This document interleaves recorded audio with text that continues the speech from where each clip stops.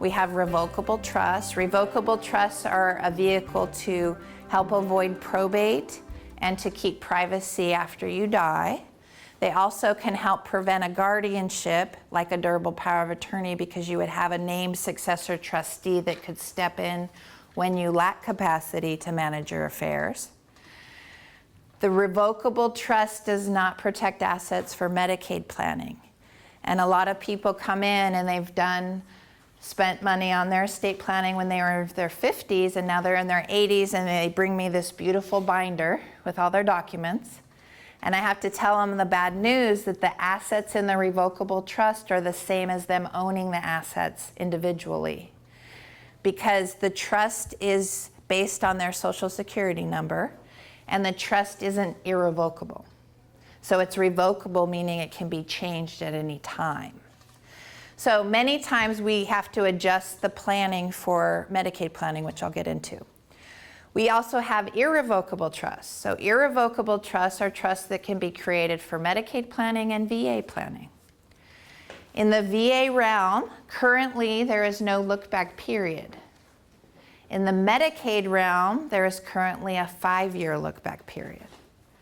So as we stand here today, I say that because it's going to change in the VA world, but right now there's no look-back period for VA. So if I had an elder that wanted to do VA planning and they set up an irrevocable trust today and we funded it, tomorrow they could apply for the VA and qualify financially. There's downsides to the irrevocable trust. You're giving up your legal ownership of the money. So you're putting money in a trust that you have no legal access to. You also are entrusting a child to manage that money. Because there is a 5-year look back, if you need Medicaid 5 years before creating that trust, it's going to be penalized. So that's how the different planning techniques are very complicated. I don't do a lot of irrevocable trust planning. I do some for the VA, but I like elders to keep control of their money as long as they can.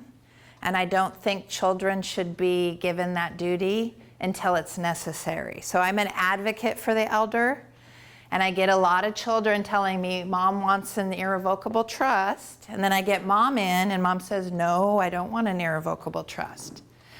So I have to ensure that what I'm doing is in the best interest of the elder. So unfortunately, there are many children that assume that the elder's money somehow is theirs before the elder passes away, and we try to prevent that in our office.